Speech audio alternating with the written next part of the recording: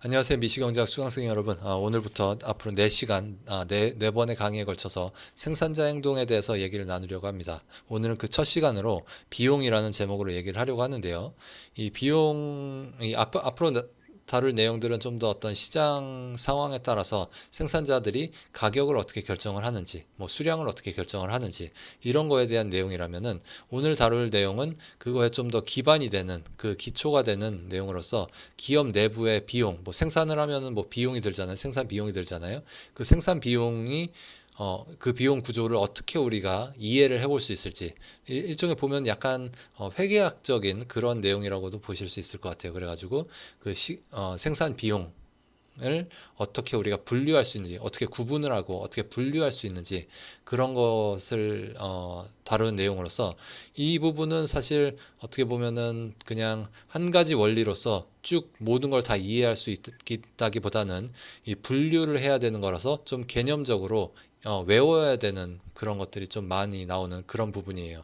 그래서 제가 죄송합니다. 이번 학기 강의를 하면서 제일 처음에 먼저 말씀을 드린 게 경제학이라는 게 어렵지 않다. 왜냐면은 그냥 이 효용 극대화와 관련된 거를 제대로 잘 이해하고 있으면은 그거를 여러 가지 상황에 다 적용을 하면은 그게 다 이제 경제학 분야들이 되니까 그런 식으로 효용 극대화만 잘 이해하고 어떤 최적화 목적 추구 이런 것만 잘 이해를 하면은 경제학을 이해하기 어렵지 않다 이런 식으로 말씀을 드렸는데 그 중에 항상 예외는 있기 마련이죠. 그래서 이 부분 같은 경우는 좀 개념적으로 외우거나 그래야 되는 부분들이 많다. 그래서 회계랑 어떻게 좀 보면 좀 비슷하게 우리가 어떤 비용을 분류하고 거기에 이름을 붙이고 그래서 이 기업 내부에서 발생하는 이 생산 활동에서 발생하는 그런 것들을 우리가 좀 이해하려고 하는 그게 굉장히 복잡할 거 아니에요. 기업 내부가 돌아가는 사정이 굉장히 복잡할 거 아니에요. 그래서 그 복잡한 것들을 좀 잘 이해하기 위해서 우리가 그런 것들을 좀 분류하고 간단하지만 좀 분류하고 거기에 레이블링을 해서 딱지를 붙여가지고 그것들을 좀 이해해 보려고 하는 그래서 어떻게 보면 회계랑 좀 비슷한 그런 부분입니다. 그래서 경제학을 앞으로 계속 공부를 하다 보면은 여기서 나오는 개념들을 종종 활용하긴 하지만 이거 자체는 이 비용에 대한 얘기 자체는 사실 경제학에서는 아주 재밌게 흥미롭게 많이 활용되진 않아요. 하지만 여러분들이 만약에 인접 학문들을 공부를 하실 때는 이 내용들이 좀 도움이 될 것 같기도 합니다. 그래서 일단 시작을 해보죠. 그래서 생산자 행동을 우리가 이해하기 위해서 제가 이 마치 하나의 일관된 어떤 원리가 없는 것처럼 좀 전에 말씀드렸지만 그건 아니에요. 일관된 원리가 있습니다. 일관된 원리가 있는데 이 부분, 비용에 대한 부분에서 여러 가지 다양한 개념들이 나온다고 말씀을 드린 것 뿐이에요. 그러면은 이 생산자 행동을 이해하기 위한 그 하나의 큰 원리는 무엇일까라고 하면은 이윤극대화입니다. 이 이윤극대화라는 거는 우리가 앞서 봤던 그 효용 극대화의 생산자 버전이라고 생각하시면 돼요. 그러니까 소비자의 효용 극대화가 생산자의 이윤 극대화에 대응한다라고 생각하시면 되겠고 우리가 이 소비자의 효용 극대화를 얘기를 하면서 제가 뭐라고 말씀드렸냐면은 이게 결국 우리가 각각의 경제 주체가 자신의 어떤 목표를 추구를 하는 행위를 그거를 잘 이렇게 캡처해서 우리가 그 모형 안으로 잘 끌고 들어오기 위해서 우리가 이런 수학적으로는 수학적 최적화를 이용해서 그 행동 패턴을 잘 잡아내려고 한다라고 말씀을 드렸는데 이윤 극대화도 정확히 그렇습니다. 그래서 이거는 기업이 어떤 하나의 엔티티로서 하나의 경제 주체로서 자신의 목표를 추구를 하는데 그 목표를 추구를 하는 게 다름 아닌 이제 이윤을 높이는 거라는 거죠. 근데 요거가 그러면은 그냥 단순히 가정이냐 하면은 그렇진 않아요. 이게 뭐 현실에서도 타당한 이유 이렇게 우리가 가정을 하는 타당한 이유가 있고 그리고 현실에서도 이제 데이터로도 많이 요 부분은 서포트가 되는 부분입니다. 그래서 이 이윤 극대화가 타당한 이유는 이렇습니다. 이윤을 남기지 못하는 기업은 살아남을 수 없고 그렇기 때문에 살아남은 기업들을 보면은 이윤을 남기는 그런 기업들이라는 게 한 가지 이유고요. 그리고 그렇기 때문에 기업들은 의식적으로 혹은 무의식적으로 이윤을 높이기 위해서 열심히 노력을 할 거라는 거죠. 이게 한 가지 직관적인 이유고 또한 좀 더 뭐 좀 더 복잡하게 생각을 하면은 기업 경영자랑 주주가 다른 것들을 원할 수도 있잖아요. 그래서 기업 경영자는 자신의 권력을 강화하기 위해서 어떤 그런 행동들을 할 수도 있고, 주주는 뭐 그냥 이윤을 높여서 이 배당을 많이 받는 걸 원할 수도 있죠. 그래서 주주의 목표와 기업 경영자의 목표가 좀 다를 수도 있지만, 기본적으로 기업 경영자는 주주를 무시를 할 수가 없죠. 만약에 주주를 무시하고 그냥 이윤 극대화가 아니라 자신의 권력을 강화하기 위한 행동만 한다면은 그런 기업 경영자는 이제 퇴출될 것이고요. 주주들이 이제 갈아치울 것이고, 그렇기 때문에 이제 기업에 남아 있는 그런 경영자들은 좀 더 이윤 극대화를 위해서 노력하는 그런 사람들일 것이 확률이 높고, 아니면은 이제 기업 경영자 본인이 이제 주주로서 이윤을 높이려고 할 수도 있겠죠. 근데 이 이윤 극대화 과정 자체가 정말로 뭐 모든 경제학 모형에서 항상 우리가 가정을 하는 거냐 하면 그렇진 않아요. 우리 그 뭐 경제학 분야 중에서 기업 금융이라든지, 아니면은 제가 성태훈 교수님 강의하신 기업 금융이라든지, 아니면 제가 강의하는 뭐 계약 이론, 계약 및 조직 이론, 이런 데서는 사실 기업 경영자와 주주의 이해관계가 다른 상황에서 어떤 일들이 발생하는지 그런 것들을 탐구하는 그런 모형들을 봅니다. 하지만 여기서는 일단 단순하게 생산자는 하나의 주체다. 그래서 그냥 기업 경영자나 주주가 이렇게 분리되어 있는 거를 생각하지 않고 그냥 하나의 주체로서 어떤 목표를 추구를 한다. 그게 일단 말하자면 첫 번째 스텝인 거죠. 더 복잡한 거는 더 나중에 생각해 보기로 하고, 그래서 그 첫 번째 스텝으로서 우리가 기업 혹은 생산자가 어떤 목표를 추구를 하느냐라고 했을 때 그 생산자는 이윤을 최대한 높이려고 한다라고 우리가 보통 생각을 하고 얘기를 계속 진행을 한다는 거죠. 이게 원리예요. 그래서 생산자 행동 부분을 이제 앞으로 4번의 강의에 걸쳐서 꽤 복잡한 얘기들을 많이 할 텐데, 그 하나의 원리가 있다면은 이윤 극대화. 소비자 행동은 효용 극대화, 생산자 행동은 이윤 극대화. 이렇게 하시면 이렇게 생각하시면 되겠어요. 근데 이제 얘기가 좀 더 복잡해지는 부분은 이제 시장 조건에 따라서 이 이윤이 높아질 수도 있고 낮아질 수도 있단 말이에요. 그래서 기업들이 가격이나 수량을 결정을 하려고 할 때 그 가격을, 예를 들어 가격을 생각을 해보면, 가격은 어떤 한 제품 혹은 서비스의 한 단위당 가격은 그 한 단위를 생산하기 위해 드는 비용, 그리고 거기 한 단위당 얻는 이윤, 뭐 영어로는 마크업이라고도 하죠. 그래서 이런 식으로 생각해 볼 수 있어요. 가격은 비용 더하기 이윤, 이런 식으로 생각해 볼 수 있죠. 근데 이 이윤 부분은 이제 시장 지배력이 높으면은 높은 가격을 측정할 수 있기 때문에 이 시장 지배력에 따라서 이윤 부분은 높아질 수도 있고 낮아질 수도 있어요. 그래서 요 이윤이 높아지고 낮아지고 요 부분은 이제 앞으로 이 시장 상황에 따라서 어떻게 달라지는지, 이 경쟁이 강하고 약하고에 따라서 이윤이 높아지고 낮아지고 이런 얘기들을 좀 이따가 다음 시간에 계속 할 거고요. 이번 시간에는 그거 말고 이윤 부분 말고 이제 비용 부분에 대해서 얘기를 하려고 합니다. 그래서 앞으로 4번에 걸쳐서, 오늘 포함해서 4번에 걸쳐서 이제 완전 경쟁 시장, 독점 시장, 뭐 과점 시장, 이런 것들에 대해서 살펴보려고 하는데요. 어쩌면 좀 더 오래 걸릴 수도 있고 뭐 확실히 모르겠어요. 어쨌든 그렇게 해서 생산자 행동에 대해서 우리가 살펴볼 겁니다. 그리고 생산자 행동에서의 그 비용, 오늘 주제가 이제 생산자 행동 부분에서 비용인데, 그거에 들어가기 앞서서 일단 좀 일반적인 비용과 관련된 얘기를 좀 해보려고 해요. 그래서 먼저 얘기하고 싶은 게 이제 기회비용과 매몰비용이라는 건데, 요 두 개념은 여러분들 아마 어디선가 한 번씩들 들어보셨을 것 같긴 한데, 요거는 꼭 생산자 행동과 관련된 건 아니긴 해요. 당연히 생산자 행동과 관련된 거지만 그 외에 뭐 소비자 행동이라든지 뭐 다른 뭐 시민들, 뭐 투표자, 아니면은 뭐 여러분들 공부하는 거나 여러 가지 기타 등등 모든 의사결정 원리와 관련된 비용 개념이에요. 근데 이제 오늘 우리가 비용에 대해서 얘기를 한다고 하니까 이제 그냥 여기서 잠깐 확실히 짚고 넘어가려고 합니다. 그래서 이 개념들 여러분들 다 들어보신 얘기지만 여기서 한번 더 정확히 그 개념을 잡고 가시면 좋을 것 같아요. 그래서 이게 일반적인 의사결정 원리와 관련된 비용 개념이고요. 먼저 이제 기회비용에 대해서 생각을 해보면, 기회비용은 영어로는 opportunity cost라고 하죠. 그 개념 뭐냐면은 이제 선택되지 않은 것 중에 최고의 가치라고 제가 여기 적어 놨는데, 이게 무슨 말이냐면은 예를 들어서 A, B 두 가지 옵션이 있어요. 그래서 여러분 A 혹은 B를 선택해야 되는데 여러분이 A, B, C가 있다고 해보죠. A, B, C 세 가지가 있는데 그 중에서 여러분들이 예를 들어서 B를 선택을 했어요. A, B, C 중에서 B를 선택을 했어요. 그러면은 이 A와 C가 선택되지 않았잖아요. A와 C, 선택되지 않은 건 A와 C인데 그 중에서 더 가치가 높은 것, 그게 이제 기회비용이 되는 거죠. A와 C 중에서 가치가 더 높은 것이 이제 기회비용입니다. 여기 예가 하나 있는데 이제 알루미늄 회사가 알루미늄을 만들 때 전기가 굉장히 많이 필요하죠. 그래서 알루미늄 회사가 알루미늄을 만들 때 보통 전력 공급 회사랑 어떤 장기 계약을 맺는다고 해요. 그래가지고 뭐 예를 들어서 뭐 제가 정확히 가격은 모르겠지만 뭐 킬로와트당 뭐 1,000원이다. 뭐 이런 가격을 미리 정해 놓고서 뭐 시장 상황이 바뀌더라도 항상 안정적으로 전기를 공급받을 수 있게 그렇게 장기 계약을 맺는 거죠.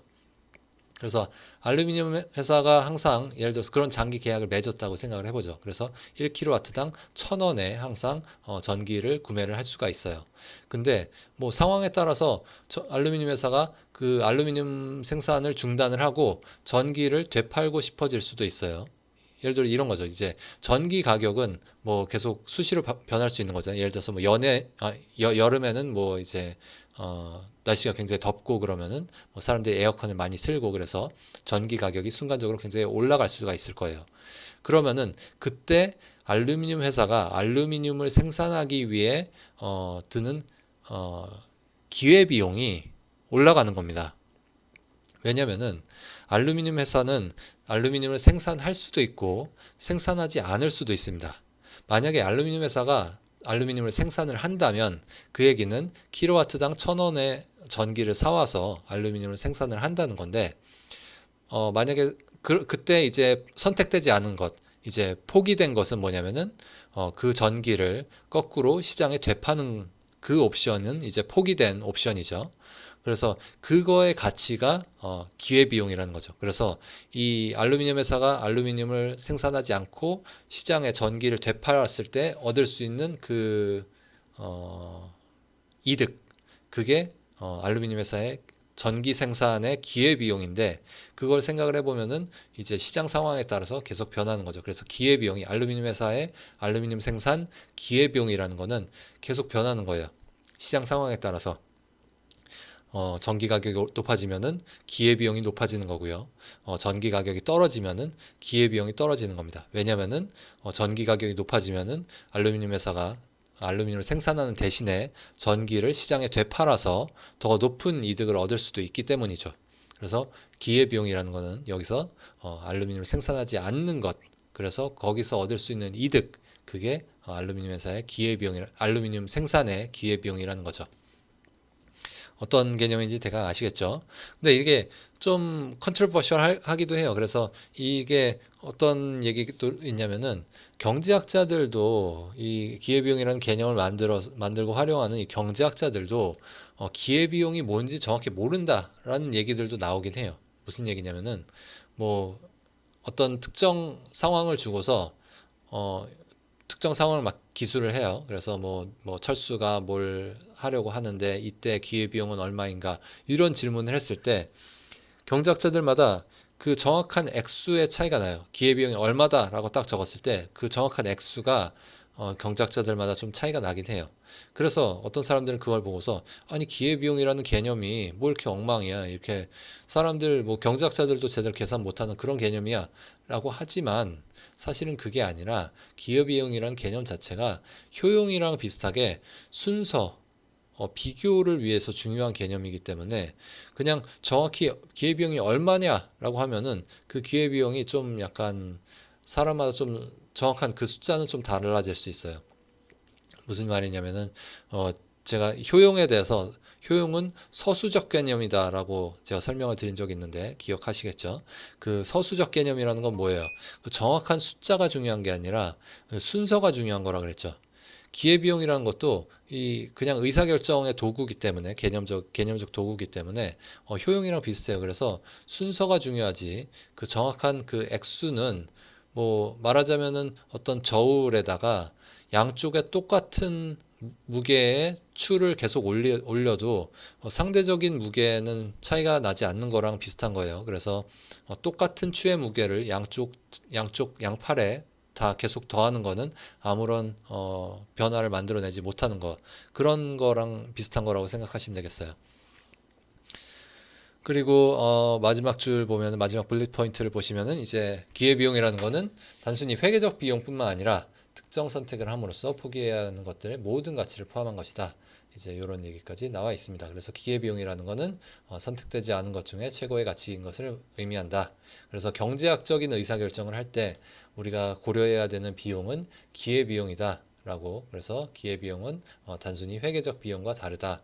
이런 것까지 기억을 해두시면 좋겠습니다. 그리고 이게 최선의 선택이랑 어떻게 연결이 되는지를 생각을 해보면은, 최선의 선택이라는 거는 결국 기회비용을 최소화하는 것이다 라고 되어 있습니다. 그래서 이게 의사결정이랑 어떻게 연결이 되는지 생각해보면, 최선의 선택은 기회비용을 최소화하는 것이다. 그래서 제가 아까 대안 A, B, C가 있는 경우를 생각해보자고 했죠. 그래서 예를 들어서 어떤 효용 개념으로 생각을 해보면은, 이제 A가 주는 효용이 가장 크고, 그 다음에 B가 주는 효용이 크고, 가장 마지막으로 이제 C가 주는 효용은 가장 낮다라고 가정을 해보죠. 이때 제가 예를 들어서 A를 선택하면은 B를 통해서 얻을 수 있는 효용이 기회비용이에요. 근데 B나 C를 선택하면은 이제 A를 통해서 얻을 수 있는 UA가 기회비용이에요. 근데 UA가 UB보다 크기 때문에 기회비용을 최소화하기 위해서는 이제 A를 선택을 해야 되는 거죠. 그렇죠? 이해되시죠? 기회비용을 최소화하는 방법은 A를 선택을 하는 거예요. 왜냐하면 B나 C를 선택을 하면은 기회비용이 UA가 되는데, UA는 UB보다 더 크기 때문이죠. 그래서 기회비용을 최소화하기 위해서는 A를 선택을 해야 된다. 이 상황에서는. 그래서 의사결정이랑 어떻게 연결이 된다? 최선의 선택은 기회비용을 최소화하는 것이다. 이렇게 되어 있고요. 그 다음에 이제 매몰 비용. 이 매몰 비용도 이제 여러분들 많이 들어보셨을 텐데, 썬크 코스트라고 하죠. 제 친구들 중에 많은, 경제학을 전공한 많은 친구들이 이걸 썬큰 코스트라고 알고 있는 친구들이 굉장히 많은데, 썬큰 코스트 아니고요. 썬크 코스트예요.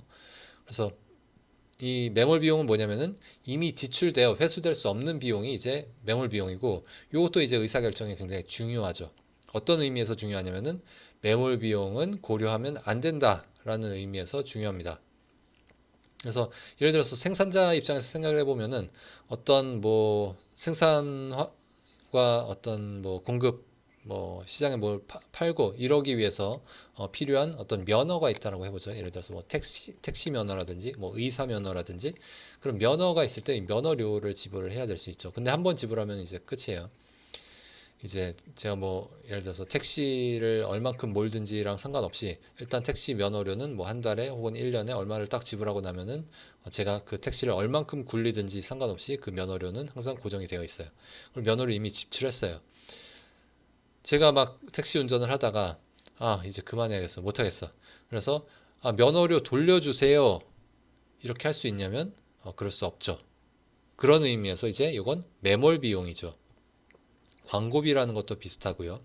연구 개발비나 뭐 임대료 같은 것들도 다 비슷합니다.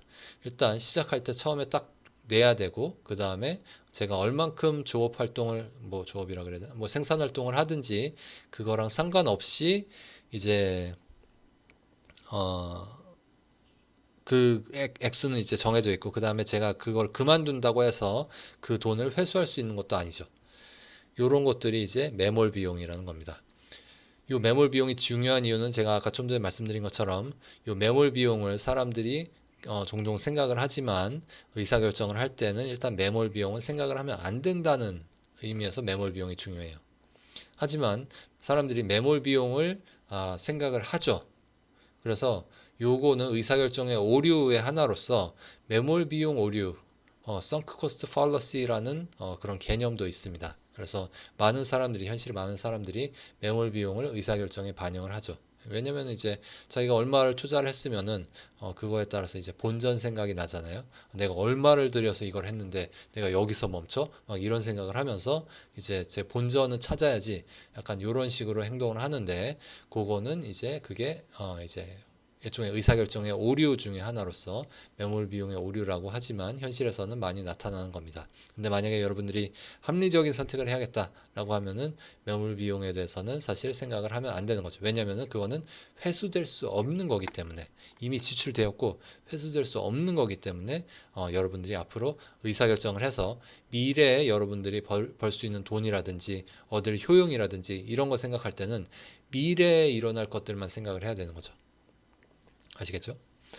그래서 기회비용이랑 매몰비용 두 가지 개념에 대해서 간단히 살펴봤습니다. 그 다음에 이제 본격적으로 우리가 생산 자 행동 부분에서 이제 비용 부분, 어떤 말하자면 생산 활동에서 발생하는 비용을 우리가 어떻게 분류하고 이해할 수 있을지, 그 부분에 대해서 이제 본격적으로 얘기를 나누려고 하는데요.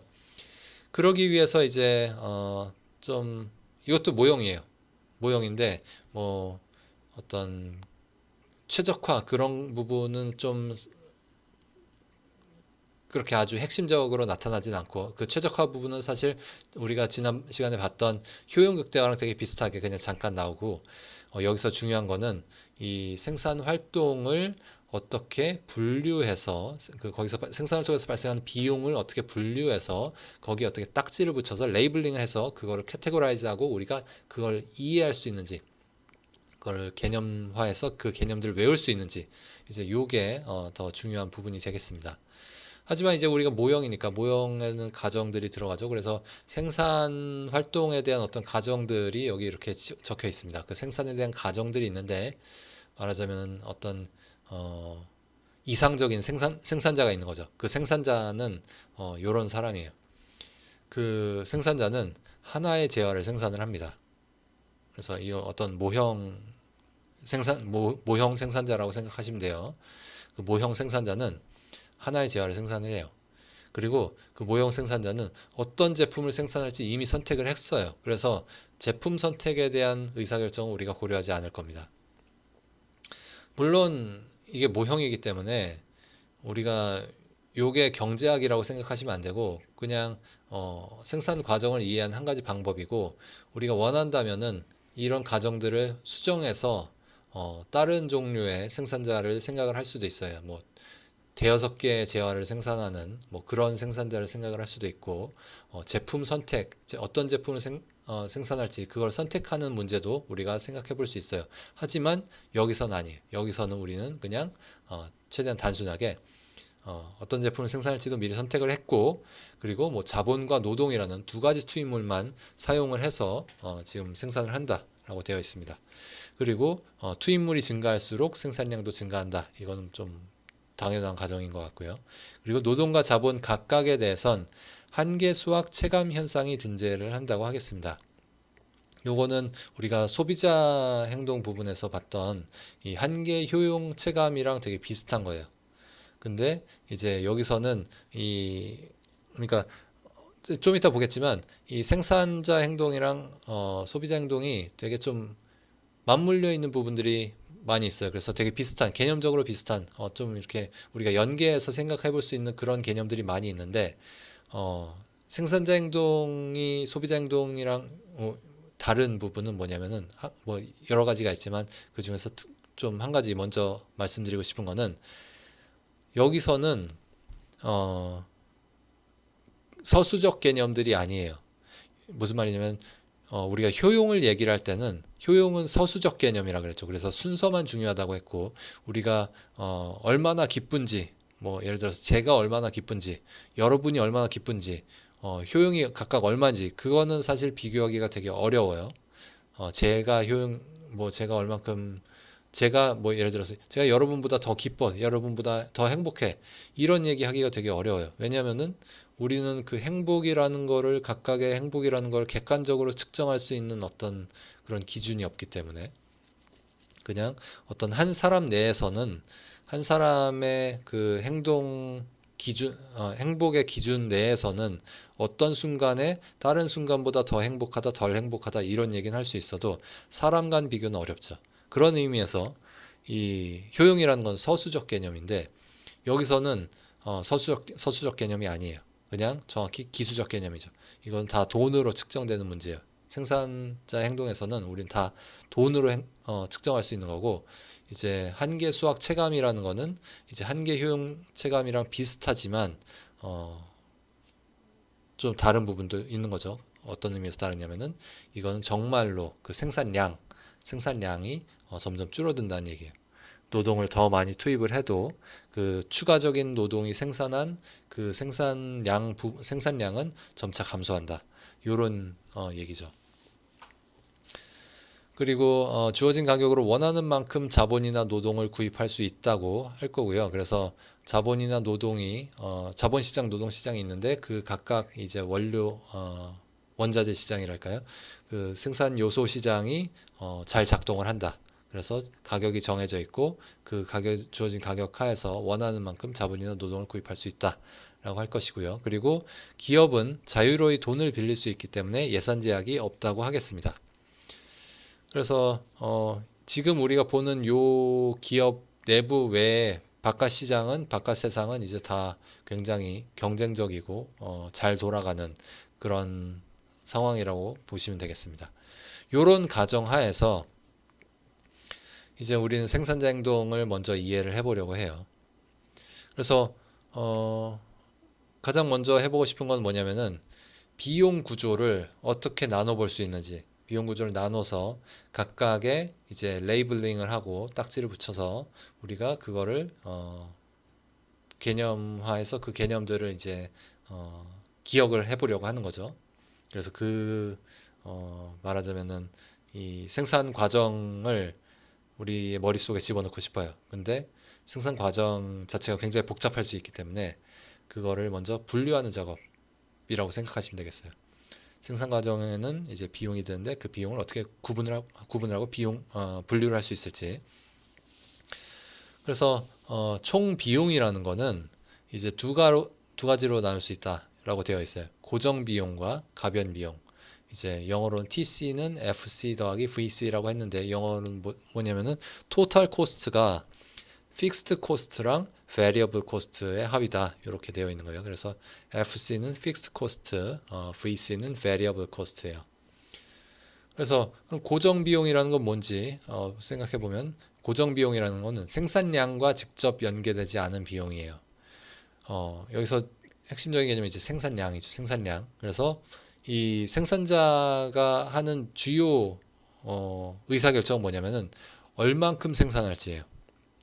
그러니까 생산자는 다시 말씀드릴게요. 생산자는 얼만큼 생산할지를 결정을 하는 거예요. 지금 여기 상황에서는. 그럴 때 생산량과 직접 연계되지 않은 비용이 고정 비용이고, 그리고 생산량 수준에 따라서 변동하는 모든 비용이 이제 가변 비용이에요. 그래서 고정 비용의 예로 어떤 것들이 있죠? 제가 앞에서 이제 매몰 비용이라고 얘기했던 것들이 다 고정 비용이고요. 근데 매몰 비용이랑 고정 비용이랑 정확히 동일하지 않은 이유는 매몰 비용의 특징은 이제 회수될 수 없다는 거죠. 하지만 고정 비용은 어떤 경우에는 종종 회수될 수 있기도 해요. 여기서는 이제 고정 비용은 어떤 거냐면은 이제 여기 나와 있는 거는 보면은 건물 임대료, 이거는 그냥 건물을 일단 빌리면은 내가 얼만큼 조업 활동을 하든지랑 상관없이 이제 그냥 돈 나가는 거죠. 전기 사용료 이런 것도 예를 들어서 뭐 물론 이제 생산에 드는 전기 사용료랑 그냥 불을 밝히기 위해서 이제 전등 켜기 위해서 드는 전기 사용료랑 좀 구분을 해야 될 필요는 있지만, 여기서 얘기하는 전기 사용료는 말하자면은 그냥 불을 켜놓기 위해서 필요한 그런 전기 사용료를 얘기를 하는 거예요. 그런 거는 내가 얼만큼 뭘 만들지랑 상관없이 그냥 무조건 고정적으로 나가는 거죠. 그리고 뭐 보안 관리 요원의 임금 이런 것도 다 고정 비용으로 듭니다. 가변 비용은 variable cost는 어떤 것들이 있냐면은 이제 제품 생산에 필요한 원료 이런 것 중에 이제 뭐 예를 들어서 그냥 노동력이 들어갈 수도 있고 뭐 전기가 들어갈 수도 있고 뭐 아니면은 뭐 원자재 뭐 시멘트를 생산하기 위해서 석회석 같은 게 필요할 수도 있고 이런 것들이 다 가변 비용이고요. 그리고 생산직 노동자의 임금 이런 것들이 다 가변 비용입니다. 그러면 제가 막 이 비용을 나누는 게 굉장히 복잡하고 뭐 그래서 회계랑 비슷하고 막 이렇게 겁을 막 줬는데 여기서 끝이냐? 그렇지 않아요. 비용을 나누는 방법이 다른 방법도 있어요. 그래서 이렇게 비용을 나눠서 생각해 보는 방법도 있죠. 총 비용을 자본 비용과 노동 비용으로 나눠서 생각을 해볼 수도 있어요. 그래서 자본은 예를 들어서 뭐 건물이라든지 기계라든지 원자재 이런 것들이 자본이죠. 그리고 노동은 뭐 그냥 뭐 노동자, 판매 직원, 관리직 노동자 이런 것들이 이제 노동이고 그런 사람들에게 들어가는 이제 주는 임금이 이제 노동 비용이죠. 그래서 이제 총 비용을 나누는 방법이 여러 가지가 있겠지만 그 중에서 가장 중요하게는 오늘 시간에 가장 중요하게 볼 비용 개념으로는 이제 고정 비용과 가변 비용으로 나누는 방법이 한 가지가 있고 그 다음에 또 두 번째로 자본 비용과 노동 비용으로 나누는 방법이 한 가지가 있어요. 요 각각의 방법이 둘 다 중요하고 어떤 맥락에서는 이렇게 나누는 게 좋고 다른 맥락에서는 저렇게 나누는 게 좋아요. 그래서 여기서 이제 먼저 이제 이 자본 비용과 노동 비용으로 나누는 거 먼저 생각을 해볼 건데 그 전에 이제 주의 사항이 하나 있습니다. 주의 사항 뭐냐면은 이 얘기를 진행을 하다 보면은 여러분들이 이런 착각에 빠질 수 있어요. 고정 비용은 자본 비용이고 자본 비용은 단기에는 조절이 안 되고 장기에는 조절이 가능하다. 이렇게 생각하고 가변 비용은 노동 비용이고 가변 비용 혹은 노동 비용은 단기에 조절 가능하다. 장기에도 당연히 조절 가능하지만 단기에도 조절이 가능하다. 이런 식의 인상을 받을 수 있는데 이제 얘기를 진행하다 보면은 여러분들 자연스럽게 이런 인상을 받을 수 있는데 요거는 틀렸어요. 요거는 틀린 개념. 지금 등식은 다 틀린 거예요. 이렇지 않아요. 어, 고정 비용과 장기, 가변 비용과 단기는 꽤 긴밀한 연관이 있지만 자본 중에는 고정 비용도 있고 가변 비용도 있고요. 당연히 이제 노동 중에도 고정 비용도 있고 가변 비용도 있어요. 그렇기 때문에 지금 제가 두 가지 구분을 말씀드렸죠. 비용을 나누는 두 가지 구분. 이제 하나는 고정 비용, 가변 비용으로 나누는 구분이 있었고 또 다른 하나는 자본 비용, 노동 비용으로 나누는 구분이 있었는데 이게 같은 얘기가 아니에요. 좀 비슷한 것처럼 보이고 제가 얘기를 진행하다 보면 좀 비슷한 거구나라는 인상을 받을 수 있긴 한데 여러분들 구분을 하셔야 돼요. 지금 자본 비용, 노동 비용으로 나누는 거랑 고정 비용, 가변 비용으로 나누는 게 다른 거다. 그거를 일단 구분을 하셔야 되고 그리고 요 구분을 할 때 요 예를 생각해 보면 되겠죠. 자본은 뭐고 노동은 뭐고 그리고 고정 비용 뭐고 가변 비용 뭐고 그 예들을 생각해 보면은 이게 일치하는 개념은 아니라는 것을 여러분들 쉽게 보실 수가 있어요. 그래서 비슷한데 다르다. 그래서 고정 비용 중에 상당 부분이 자본이고 가변 비용 중에 상당 부분이 노동이라서 제가 막 얘기를 하다 보면은 여러분들이 그냥 그런 인상을 받을 수도 있지만 고정 비용과 자본을 일치시키고 가변 비용과 노동 비용을 일치시키는 그런 식의 그런 식으로 그냥 자기도 모르게 그렇게 생각할 수 있지만 구분을 하는 게 맞다라는 거 그 부분 주의사항으로 일단 하고 넘어가겠습니다. 자 먼저 우리 이제 이 총 비용을 자본 비용과 노동 비용으로 나누는 것부터 먼저 얘기를 해보려고 해요.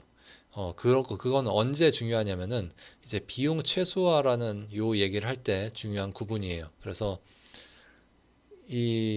우리가 요 비용 최소화는 사실 어떻게 보면은 우리가 앞서 봤던 효용 극대화랑 거의 일치하는 내용이에요. 그래서 어떻게 보면 쌍둥이 문제예요. 다시 한번 말씀드릴게요. 우리 앞에서 소비자 행동 볼 때 효용 극대화랑 여기서의 비용 최소화는 쌍둥이 문제다. 그래서 거기서 사용했던 어떤 개념 틀, 뭐 무차별 곡선 같은 것들, 그런 것들을 그런 식의 어떤 수학적인 테크닉들, 그런 것들을 여기로 그대로 가져와서 똑같이 활용할 수 있어요. 근데 좀 약간 다른 부분도 있죠. 근데 일단 뭐 한번 보시죠. 이제 자본과 노동의 조합 비율에 따라서 생산량이 달라지는데 우리가 하고 싶은 거는 주어진 생산량이 있을 때 예를 들어서 내가 시멘트를 100톤을 생산을 하고 싶다라고 했을 때 여러 가지 원료가 들어갈 거잖아요. 그 원료의 비율을 어떻게 맞추는 것이 가장 효율적으로 시멘트 100톤을 생산하는 방법일까? 우리가 그걸 찾는 거죠. 그거를 뭐 왜 찾아야 되냐? 우리가 시멘트에 대해서 그렇게 관심은 없어요. 하지만 지금 우리가 알고 싶은 건 뭐냐면은 거기서 발생하는 일을 우리가 어떻게 이해할 수 있을지.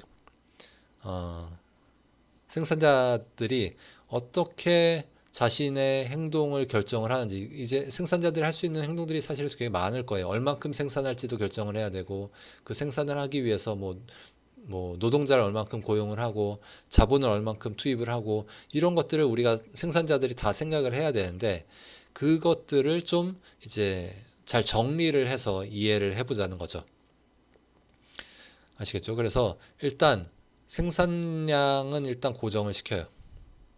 지금 우리가 해야 되는 것들이 굉장히 많으니까 일단 한 가지는 고정을 하고, 나머지 부분을 먼저 어떻게 해결을 하고, 그 다음에 생산량을 결정을 해보자는 거죠.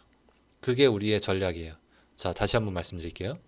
우리가 생산자가 사실 결정해야 되는 것들이 많은데, 얼만큼 생산할지, 뭐 노동과 자본을 각각 얼만큼씩 고용을 할지, 이런 것들을 다 결정을 해야 되는데, 지금 우리 그 문제 자체가 복잡하기 때문에 우리의 전략은 뭐다? 가장 먼저 생산량을 고정을 해놓고서 노동과 자본의 조합 비율만 생각을 해보자는 거예요. 아시겠죠? 지금 그게 비용 최소화 문제예요. 그래서 일단 생산량 고정을 하니까, 그 생산량, 같은 양의 생산물을 만들어내기 위한 투입 요소의 조합을 우리가 생각해 볼 수 있는데, 그거를 우리가 뭐라고 부를 거냐면은 이제 노동과 자본의 조합이죠. 노동과 자본의 조합이 있는데, 그 노동과 자본 평면 위에다가 우리가 같은 양의 생산물을 만들어내는 그 조합을 쭉 찍어 보면은, 그게 이제 무차별 곡선이랑 비슷한 모양이 나올 텐데, 그걸 우리가 뭐라고 부르냐면 등량곡선이라고 합니다. 다시 한번, 등량곡선은 뭐다? 같은 양의 생산물을 만들어내는 투입 요소들의 조합이다. 그래서 무차별 곡선이랑 유사한 거라고 생각을 하시면 되겠어요. 그래서 소비자 효용 극대화 문제에서의 무차별 곡선과 생산자의 이 비용 최소화 문제에서의 등량 곡선 비슷한 거다. 이렇게 이해하시면 되고, 그리고 무차별 곡선의 기울기를 우리가 뭐라고 불렀었냐면은 한계 대체율이라고 했었어요. Marginal Rate of Substitution이라고 해서 한계 대체율이라고 했는데, 그거랑 비슷하게 그거에 딱 대응해서 우리 비슷한 개념이 있겠죠. 여기서도 그 비슷한 개념이 뭐냐면은 한계 기술 대체율이라고, 기술이라는 말을 중간에 넣었어요. 그래서 영어로는 marginal rate of technical substitution이라고 해서 marginal rate of technical substitution, 한계 기술 대체율이라는 개념이 있습니다. 근데 요건보다 등량 곡선의 기울기다. 그래서 그림을 보면 이렇습니다. 이제 등량 곡선이 이렇게 되어 있어요. 요게 여러분 보시다시피 요 등량 곡선이 이렇게 이 무차별 곡선이랑 비슷하게 이렇게 원점 방향으로 볼록하게 이렇게 되어 있습니다. 원점 방향으로 이렇게 볼록한 이유는 뭐냐면은, 여기서 자세히 설명하진 않았지만 제 가정 중에 뭐 어떤 가정이 있었냐면은 노동과 자본의 한계 수학은 체감한다. 한계 수학 체감의 법칙이라고 해서 노동을 더 많이 투입을 할수록 그 추가적인 노동이 생산하는 그 추가 생산량은 줄어든다. 똑같이 이제 자본을 더 많이 투입할수록 한 단위 자본의 추가적인 한 단위 자본이 생산하는 추가적인 생산량은 줄어든다라는 그런 가정들이 있는데, 요게 말하자면은 우리 그 소비자 효용 극대화에서는 한계 효용 체감이랑 거기에 대응을 하는 거죠. 그래서 그 한계 효용 체감에서 우리가 어떤 무차별 곡선의 어떤 특성을 도출을 했냐면은, 무차별 곡선이 원점 방향으로 볼록한 그런 특성을 우리가 그런 특성이 도출이 된다는 걸 우리가 같이 살펴봤었죠. 여기서 마찬가지로 이제 등량 곡선도 이 한계 수학 체감에 대한 가정 때문에 등량 곡선도 이렇게 원점 방향으로 이렇게 볼록한 모양을 갖게 됩니다. 여기에 우리 또 등비용선이라는 게 있잖아요. 등비용선 뭘까요? 말 그대로 같은 비용이 드는 투입 요소의 조합이에요. 그래서 요거는 노동과 자본의 상대 가격에 따라서 기울기가 결정이 되는 그런 선입니다. 그래서 어떤 한 선 위에 있는 이 노동과 자본의 조합은 다 똑같은 비용을 야기를 하는 거죠. 그 노동과 자본의 상대 가격에 따라서 요 위에 있는 점들은 다 똑같은 비용을 야기를 하는 겁니다. 그래서 우리 등비용선이라는 게 있고 등량곡선이라는 게 있어요. 그러니까 등량곡선이라는 거는 어떤 생산량을 일단 딱 고정을 시켜요. 뭔지 모르겠지만 생산량을 딱 고정을 시켰을 때 그만큼을 생산하기 위해서 필요한 노동과 자본의 조합 비율들, 그런 것들을 이렇게 쭉 찍으면은 이렇게 등량 곡선이 나오고요. 그 다음에 같은 비용을 발생시키는 노동과 자본의 조합, 그거를 쭉 찍으면 이렇게 등 비용선이 나옵니다. 등 비용선의 기울기는 노동과 자본의 상대 가격을 보여주는 거고요. 등량 곡선의 비울기는 이 생산의 효율성이랄까요? 그러니까 한계 기술 대체율은 결국 이 한계 생산을 반영을 하는 거죠. 노동의 한계 생산과 자본의 한계 생산, 그 비율을 반영을 하는 겁니다. 그래서 비용 최소화는 어떻게 하면 되겠어요? 여러분들 그 지난 시간에 소비자 효용 극대화를 했던 거랑 거의 비슷합니다. 그래서 소비자 효용 극대화에서 어떻게 썼냐면은 예산 제약식이 정해져 있고 예산 제약선이 딱 정해져 있고 우리는 무차별 곡선을 최대한 바깥으로 미는 예산 제약선이 있으면은 무차별 곡선이 이렇게 쭉 있는데 그 무차별 곡선을 최대한 바깥으로 미는 그런 엑서사이즈를 했는데 여기서는 반대로 이제 등량 곡선을 딱 고정을 해놓고서 이 등 비용선을 최대한 원점 방향으로 당기는 걸 할 거예요. 다시 한번 등량 곡선을 고정을 해놓고서 등 비용선을 최대한 원점 방향으로 당기는 거죠. 그러면은 그때 만나는 접점이 있을 텐데 최대한 당겨지는 점이 여기 있을 텐데 요 점이 말하자면은 최소 비용 그리고 최적의 조합이 되는 겁니다. 최저 비용 가장 같은 양의 이 생산물을 만들어내기 위해서 필요한 최적의 조합, 노동과 자본의 최적의 조합은 요겁니다. 당연히 이 노동과 자본의 상대 가격에 따라서 최적점은 달라질 수 있고요. 근데 지금 이 주어진 요 가격 하에서는 지금 요 점이 최적 비용을 최소화하는 그런 점이죠. 아시겠죠? 우리 지난 시간에 했던 그 효용 극대화 무차별 곡선이랑 예산 제약식을 이용해서 했던 그 효용 극대화랑 사실상 같은 얘기예요. 수학적으로는 같은 얘기죠.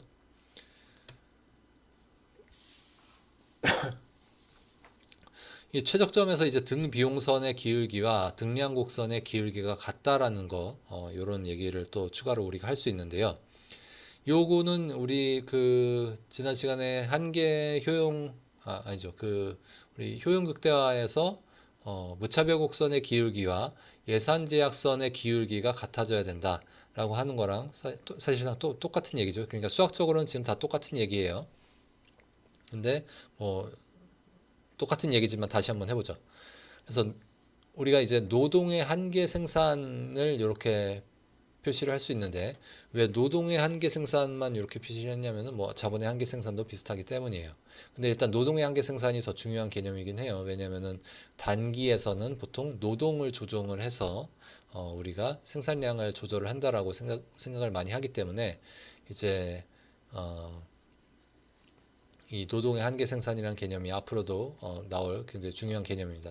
노동의 한계 생산은 뭐냐면은 이 분모는 노동을 한 단위 증가시킨 거예요. 노동을 조금 증가시켰을 때 그때 이 생산량이 노동을 조금 증가시켰을 때 생산량이 얼만큼 증가하는지 그거를 보는 게 노동의 한계 생산이죠. 그리고 우리는 뭐라고 가정을 했었냐면 한계 생산은 체감한다라고 가정을 했어요. 한계 수확이 체감한다라고 가정을 했었죠. 그래서 노동을 조금 증가시켰을 때 생산량이 얼만큼 증가하는지 그게 노동의 한계 생산입니다. 그리고 또 이제 등량 곡선의 기울기에 대해서도 우리가 얘기를 할 수 있는데 등량 곡선의 기울기는 뭐죠?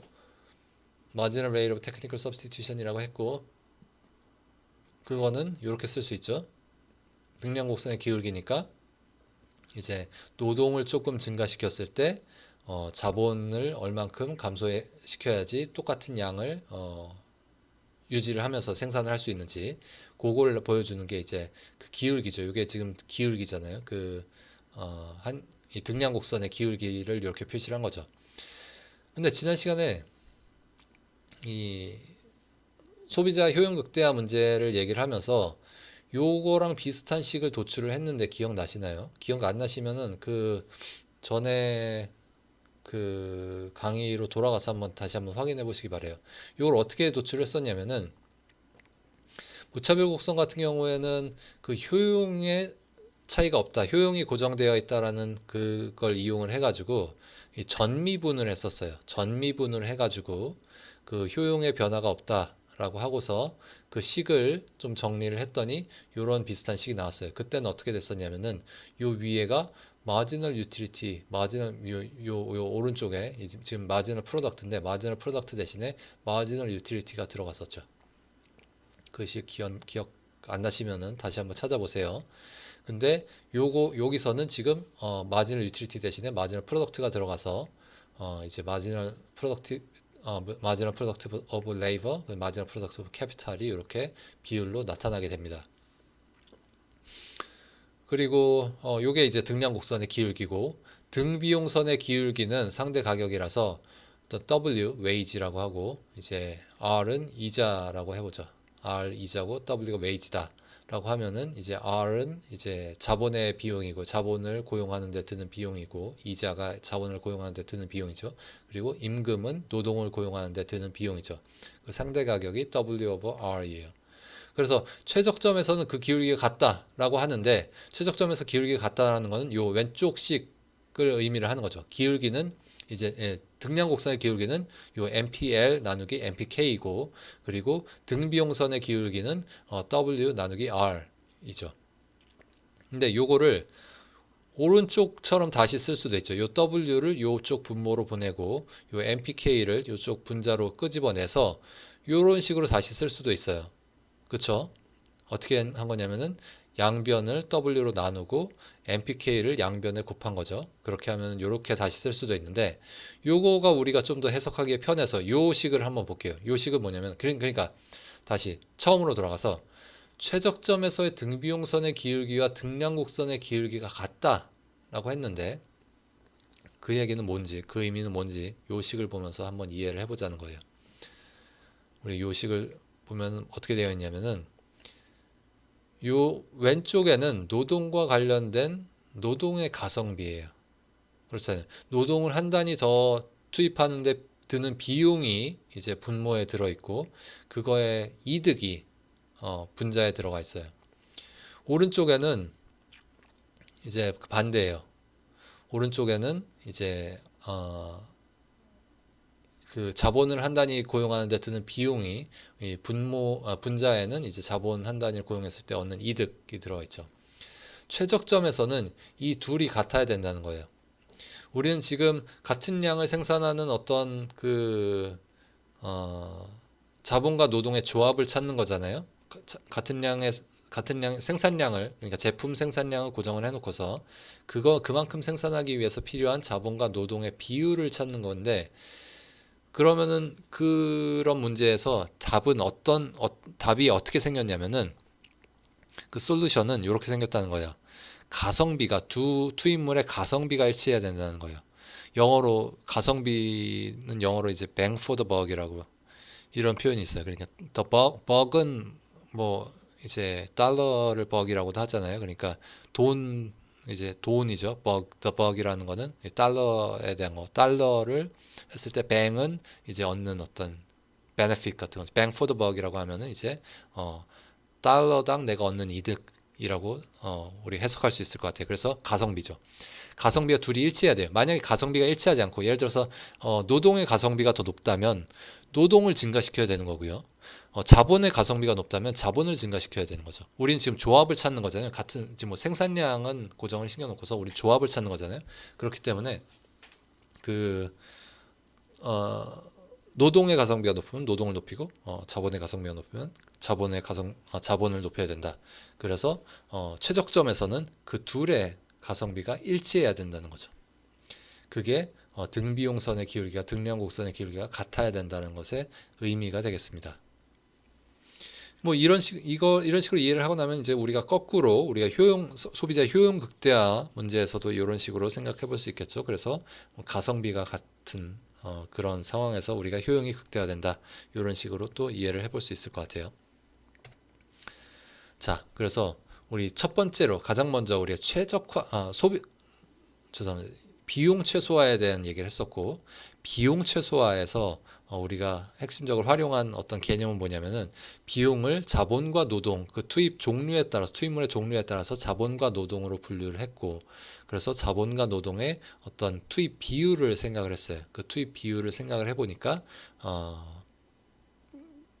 어떻게 하면은 비용을 최소화할까라고 생각을 했더니 비용을 최소화하는 방법이 있더라. 근데 그 방법이 그걸 찾는 방법은 우리가 소비자 효용 극대화를 할 때 사용했던 그런 수학적인 방법이랑 되게 비슷하고, 그리고 최적점에서는 이제 한 등량 곡선의 기울기와 그리고 등 비용선의 기울기가 일치해야 된다.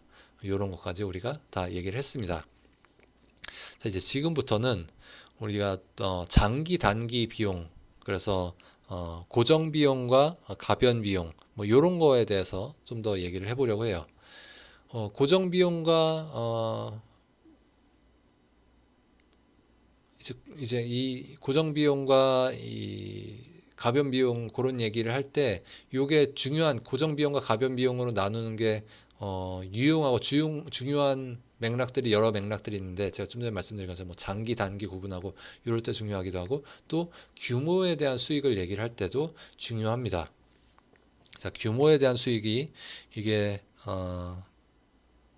이런 얘기들을 우리가 종종 하긴 해요. 그래서 규모에 대한 수익에 대한 게 어떤 상황에서 보통 얘기가 많이 되냐면은, 우리가 뭐 생산 함수 같은 거 얘기를 할 때 그 생산 함수가 뭐 규모에 대해 수익 불변이냐 수익 감소냐 그런 거에 따라서 우리 거시경제 모형 같은 것들의 특성이 달라지고 그런 현상들이 나타나는데, 이제 어떤 경우에 중요한 거는 어떤 경우에 규모에 대한 수익 불변이고 수익 감소고 수익 증가인지 그런 것들을 우리가 이해를 하고, 이런 가정들을 할 때 우리가 어떤 가정들을 하고 있는지를 잘 이해를 하고 있는 게 중요하겠어요. 그래서 먼저 이 규모에 대한 수익 불변이라는 건 뭐냐면은, 이 생산을 위해서 필요한 투입물들이 있잖아요. 그 모든 투입물들을 일정 배수를 변화시킬 때 생산량도 정확히 같은 배수로 변하는 경우가 변하면은 우리가 그때 이 규모에 대해서 수익이 불변한다라고 얘기를 합니다. 예를 들어서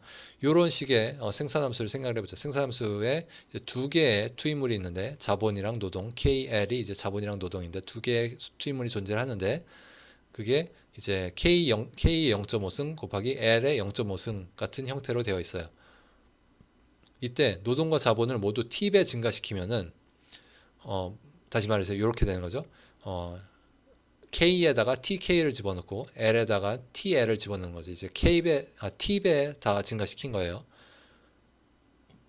이러면은 이제 T 곱하기 K의 0.5승 그리고 T 곱하기 L의 0.5승 이렇게 나올 거고요. 그 다음에 요 T의 0.5승, T의 0.5승이 두 개가 곱해져서 이제 그냥 T가 앞에 이렇게 곱해질 것이고, 그 얘기는 T 곱하기 Q KL처럼 나온다는 거죠. 그래서 모든 투입물을 T배 증가시켰을 때 생산량도 정확히 T배 증가한 거죠. 이게 규모에 대한 수익 불변의 예입니다. 그래서 모든 투입물을 일정 배수를 변화시켰을 때 생산량도 정확히 같은 배수를 증가하면은 그때 우리는 규모에 대한 수익 불변에 있다라고 얘기를 합니다. 요거는 이제 우리가 그냥 생각을 했을 때 가장 자연스러운 심플한 상황에서는 가장 자연스러운 경우라고 생각을 할 수 있을 것 같아요. 그래서 뭐 그러니까 노동과 투입 같은 걸 그냥 똑같은 비율로 투입을 하면은 수익도 그냥 그대로, 수확물도 그냥 그대로 증가를 하는 거죠. 뭐 그렇게 증가하지 않을 이유가 없다, 이렇게 생각할 수도 있죠. 근데 현실에서는 물론 이렇지 않아요. 현실에서는 굉장히 다양한 이유 때문에 이제 규모에 대한 수익 불변이 성립하지 않을 텐데, 그러면은 성립하지 않는다면 왜 성립하지 않는지 그거를 우리가 좀 이해를 할 필요가 있겠죠. 규모에 대한 수익 감소는 제가 이 영어 설명 안 했네요. 이 CRTS라고 하는 거는 Constant Return to Scale의 준말이에요. Constant Return to Scale. 그러니까 스케일을 높였을 때 return이 증가하는 게 이제 constant하다. 그러니까 똑같은 비율로 증가한다라고 하는 게 이제 Constant Return to Scale이고, DRTS는 Decreasing Return to Scale이에요. Decreasing Return to Scale. 그래서 의미는 모든 투입물을 일정 배수로 변화시켰을 때 생산량이 그보다 덜 변하는 경우, 그러니까 뭐 증가시켰을 때 덜 증가하고 감소시켰을 때 덜 감소하고 요런 게 이제 규모에 대한 수익 감소라고 보시면 되겠습니다. 그래서 모든 투입물을 똑같은 비율로 투입해도 이제 경영자의 생산성이 떨어진다든지 아니면 생산적인 기업 문화가 확립되지 못한다든지 그래서 우리 뭐 일상적인 예로 생각을 해보면은 뭐 어떤 가게가 굉장히 잘 돼가지고 본점 말고 뭐 2호점, 3호점 이런 걸 냈을 때 예전만큼 뭐 그냥 똑같이 그냥 다 그냥 복사해서 붙여넣기를 해서 그냥 다 2호점은 뭐 2호점을 내면은 뭐 이윤이 두 배가 생산량이 두 배가 되고 뭐 3호점을 내면 생산량이 세 배가 되고 뭐 이럴 것 같지만 그렇지 않은 거 우리가 다 알고 있잖아요. 그 이유는 이런 것들을 이뭐 1호점, 2호점, 3호점 이렇게 늘어날수록 경영자가 그 많은 것들을 관리를 잘 못해서 이제 생산성이 떨어질 수도 있고 아니면은 새로운 2호점, 3호점에서 뭐 생산적인 기업 문화가 제대로 확립되지 못할 수도 있고 뭐 이런저런 이유로 규모를 늘렸을 때 수익이 감소하는 경우들이 굉장히 많이 발생을 하죠. 그래서 경영 쪽 경영 서적 같은 것들을 읽어보면은 그런 얘기들이 많이 나와요. 그래서 어떻게 스케일 업 할 것인가? 그게 굉장히 중요한 문제죠. 왜냐면 스케일 업 하는 게 굉장히 어렵기 때문에 그냥 하나의 지점을 하나의 가게를 내고 거기서 잘 되는 거는 뭐 생각보다 그렇게 어렵지 않을 수도 있지만 그거를 키워가지고 뭐 대기업으로 만드는 거는 훨씬 더 어려운 문제죠. 그래서 그 얘기는 뭐냐면은 일반적으로 현실에서는 규모에 대한 수익 감소가 많이 발생을 한다라는 그런 반증이라고 볼 수 있겠습니다. 그러니까 이제 DRTS를 얘기를 했으면 Decreasing Return to Scale을 얘기했으면 우린 또 Increasing Return to Scale을 얘기를 할 수 있겠죠. 그래서 규모에 대해서 수익이 증가할 수도 있어요. 요런 건 어떤 경우에 그렇게 되냐면은 이제 일단 먼저 개념부터 먼저 말씀을 드리면 모든 투입물을 일정 배수를 변화시켰을 때 생산량이 그 이상으로 변하는 경우가 이제 increasing return to scale입니다.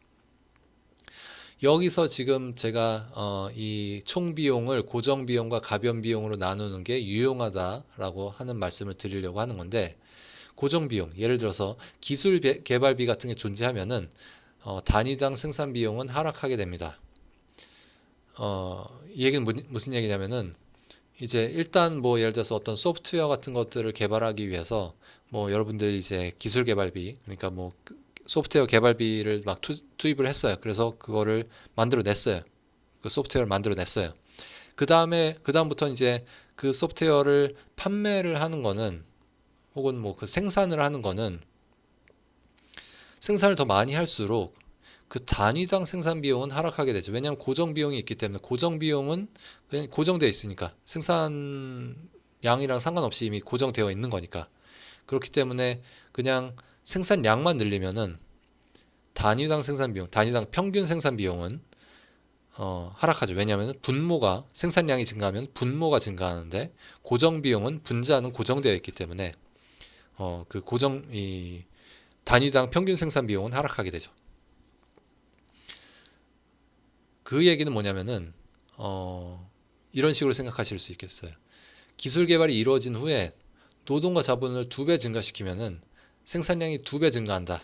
요게 이제 우리가 노동과 자본에 대해서는 일종의 컨스턴트 리턴 투 스케일이 있는 거잖아요. 그래서 노동과 자본이 이제 그냥 생산량을 증가시키기 위해서 필요한 어떤 투입물이고 그래서 그걸 딱 두 배 증가시키면은 생산량이 두 배 증가한다.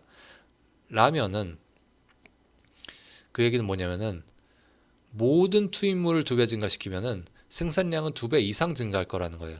그래서 기술 개발도 이제 투입물 중에 하나죠. 기술 개발 비용 이것도 이 생산을 위해서 우리가 했던 일 중에 하나예요. 그래서 이 기술 개발을 포함한 모든 투입을 두 배 증가시키면 그래서 그냥 R&D 팀도 두 배 증가시켰어요. 그래서 더 많이 더 효율적으로 생산할 수 있게 그렇게 하면은 생산량은 두 배 이상 증가할 거라는 거죠. 노동과 자본도 두 배 증가시키고 R&D 팀도 두 배 증가시키면은 생산량은 두 배 이상 증가할 거라는 거죠. 요렇게 뭔가 기술 개발비 뭐 그런 것들이 들어가 있으면은 이제 규모에 대해서 수익이 증가하는 경우들이 발생을 합니다. 아시겠죠? 그래서 이런 것들을 우리가 생각을 할 때 고정 비용과 가변 비용으로 나눠서 생각을 하는 게 또 중요하고, 그리고 또 이제 고정 비용과 가변 비용이 중요한 건 좀 이따 다시 또 나올 거예요.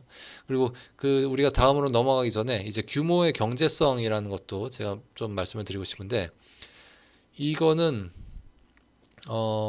앞에 제가 좀 전에 말씀드렸던 이 규모에 대한 수익 증가랑 되게 연관된 개념이에요. 규모에 대한 수익 증가랑 규모의 경제성이 있다. 규모의 경제, economies of scale이 있다라고 하는 거랑 increasing return to scale이다라고 하는 거랑 되게 비슷한 개념인데 달라요. 다르기 때문에 지금 요거를 짚고 넘어가려고 하는데, increasing return to scale이 있다라고 하는 거랑 economies of scale이 있다라고 하는 게 어떻게 다르냐면은, increasing return to scale을 얘기를 할 때는 우리가 모든 투입물을 일정 배수로 변화시키는 걸 얘기를 하는 거고요. 규모의 경제를 얘기를 할 때는 모든 투입물을 일정 배수로 변화해야 된다는 가정은 없어요. 이 투입물의 조합 비율은 바뀔 수 있어요. 예를 들어서 생산량을 2배 늘리기 위해서 필요한 비용이 최적 비용, 그러니까 여기서 필요한 비용이라고 하는 거는 우리가 최적 비용이에요. 그러니까 요 위에서는 지금 모든 투입물을 일정 배수로 변화시킨 거예요. 예를 들어서 노동도 2배로 변화시키고 자본도 2배로 변화시키고 그런 거고, 여기서는 그냥 생산량을 늘리기 위해서 필요한 최소한의 비용이에요. 그렇기 때문에 노동과 자본의 조합 비율이 바뀔 수 있어요. 아시겠죠? 지금 우리가 규모에 대한 수익 증가를 얘기를 할 때는 이 노동과 자본의 조합 비율을 고정을 시켜 놓은 상태에서 얘기를 하는 거고요. 이 규모의 경제성을 얘기를 할 때는 노동과 자본의 조합 비율을 고정하지 않고 그냥 최소한의 비용을 얘기를 하는 거예요. 그래서 노동과 자본의 조합 비율이 아마도 바뀔 거예요. 생산량을 2배 늘리기 위해서 필요한 노동과 자본을 생각을 해보면은 이전과 조합 비율이 다를 수 있어요. 그래도 그렇게 해서 드는 비용이 생산량 2배를 늘리기 위해서 필요한 비용이 2배보다 작다면 그때 우리는 규모의 경제성이 있다고 합니다. economies of scale이 있다고 합니다. 아시겠죠? 그래서 이런 개념들 제가 앞서 말씀드린 것처럼 오늘 이 시간에는 뭔가 개념들, 뭔가 이 생산과 관련된 현상들, 생산과 관련된 비용들, 이런 것들을 분류하고 그거를 거기에 이렇게 우리가 다 레이블링을 해가지고 그런 것들 다 개념으로 만들어서 이해를 하려고 하기 때문에 개념들이 굉장히 많이 나와요. 그래서 이런 개념들을 잘 구분을 해서 이해를 하는 게 굉장히 중요하겠습니다. 자, 이제 비용에 대한 얘기를 계속 진행을 할 건데, 이제 뭐 총비용, 평균비용, 한계비용 이렇게 나눠서 그 각각들을 우리가 그림으로 한번 그려보려고 해요. 그래서 먼저 그런 그림을 그리기 위해서 전제가 되는 건 뭐냐면은 비용 최소화예요. 우리가 지금부터 생산량과 비용의 관계를 이렇게 표현하는, 생산량과 비용의 관계를 표현하는 어떤 그래프들을 그릴 건데, 여기서 미리 전제가 된 거는 비용 최소화예요. 그래서 비용 곡선이라는 거는 뭐 총비용이든 평균 비용이든 한계 비용이든 우리가 비용 곡선이라고 할 때 그 비용은 생산량과 비용의 관계를 얘기할 때는 이미 비용 최소화는 그 문제는 우리가 이미 풀었어요. 그래서 노동과 자본의 조합 비율은 이미 해결했어요. 그렇게 생각을 하는 겁니다. 이미 어떻게 하면은 특정 생산량을 생산하기 위해서 비용을 최소화할지 그 부분은 이미 고려를 해서 노동과 자본을 어떻게 조합하면 좋을지 그건 이미 고려를 했고, 그 다음에 나타나는 생산량과 생산 비용의 관계, 그게 이제 비용 곡선이 보여주는 겁니다. 여기서 이제 고정 비용, 가변 비용 이런 얘기들을 좀 더 할 수 있어요. 이 총 비용이라는 거는 고정 비용과 가변 비용으로 나눌 수 있다고 했죠.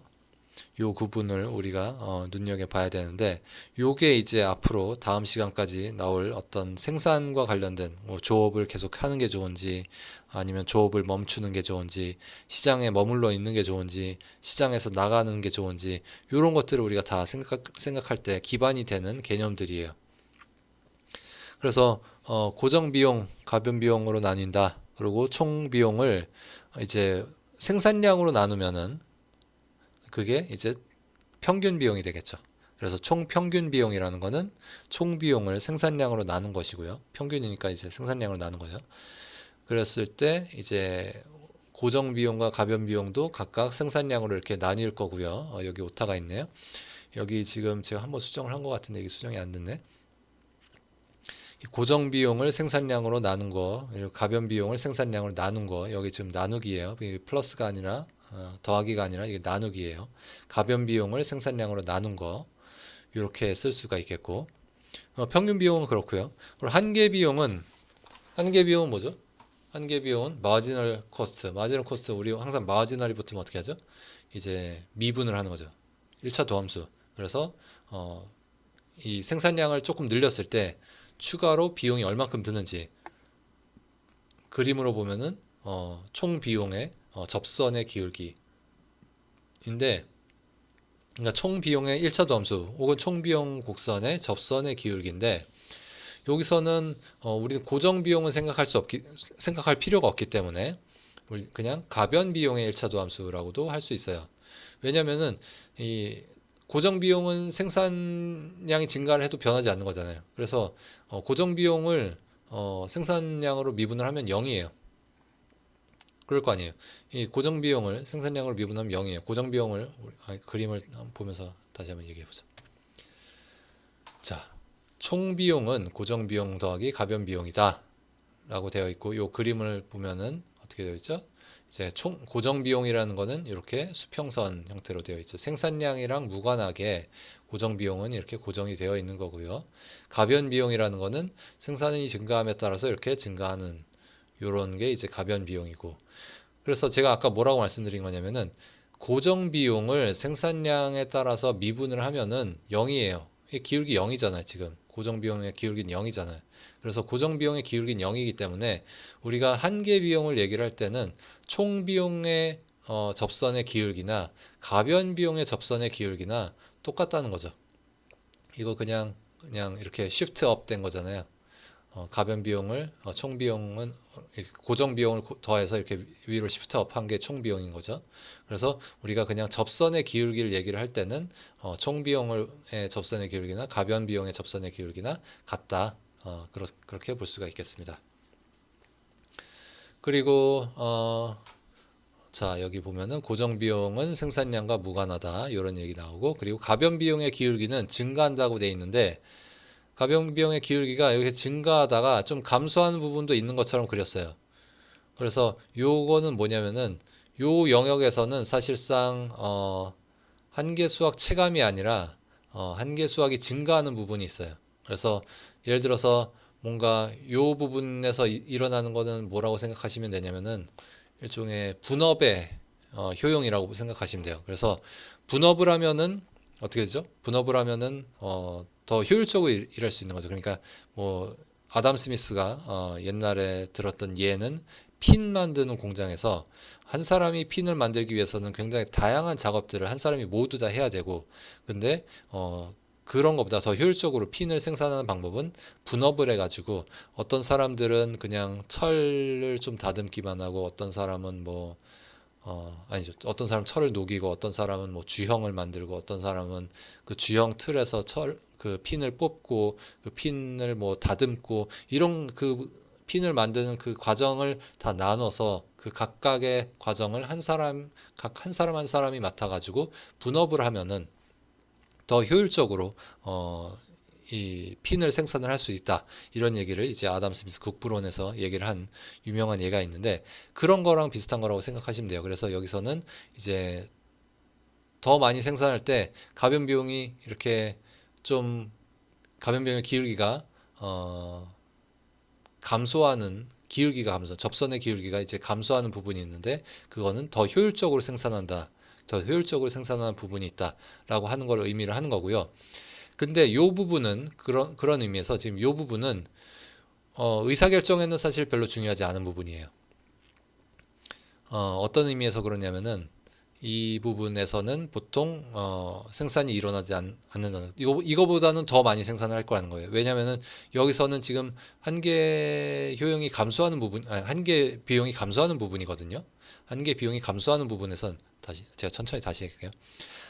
요 접선의 기울기가 이 가변 비용의 접선의 기울기가 한계 비용이에요.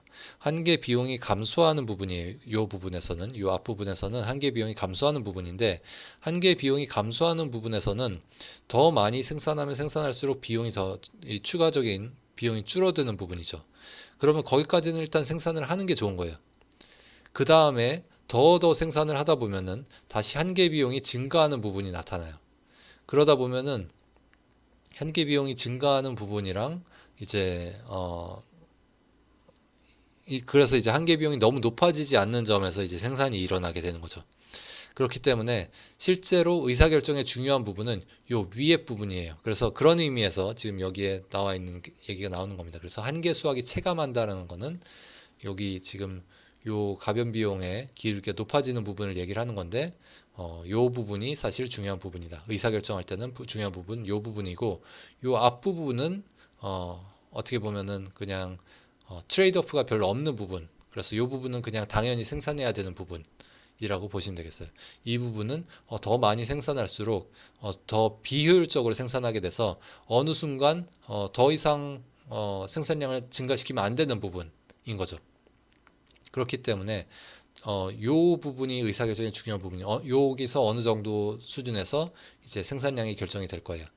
더 이상 비용을 증가시키고 싶지 않은 그런 상황에서 우리는 이제 생산량을 결정을 할 거예요.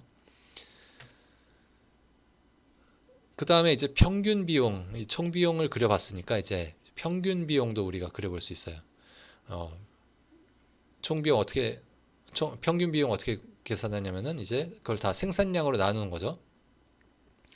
생산량으로 나누면은 이제 처음에는 고정 비용부터 먼저 생각해 보죠. 평균 고정 비용은 쭉 감소하게 돼 있어요. 요 부분 보시면은 고정 비용이라는 건 생산량이랑 관련 없이 고정되어 있는 거라서 이건 컨스턴트, 요건 지금 고정되어 있는 숫자고요. 요 생산량이 증가하면은 분모가 증가하면은 그 평균 고정 비용이 이렇게 감소하게 되겠죠. 이렇게 감소하고 평균 가변 비용은 어떤지를 생각을 해보면은 이 평균 가변 비용은 처음엔 이렇게 감소하다가 이렇게 점점 다시 증가해요. 이건 왜 이렇게 되냐면은 이제 가변 비용을 생산량으로 나눈 그런 함수예요. 가변 비용을 생산량으로 나눈 함수인데 다시 가변 비용으로 다시 가보죠. 가변 비용을 생산량으로 나눈 함수가 어떻게 생겼는지를 생각을 해보려면은 이런 걸 생각을 해보면 돼요. 원점에서 어느 한 점으로 직선을 긋는다고 생각을 해보세요. 예를 들어서 여기 한 점이 있어요. 여기 한 점이 있으면 원점에서 그 점까지 직선을 그어요. 그 선의 기울기가 평균 비용이에요. 그렇겠죠?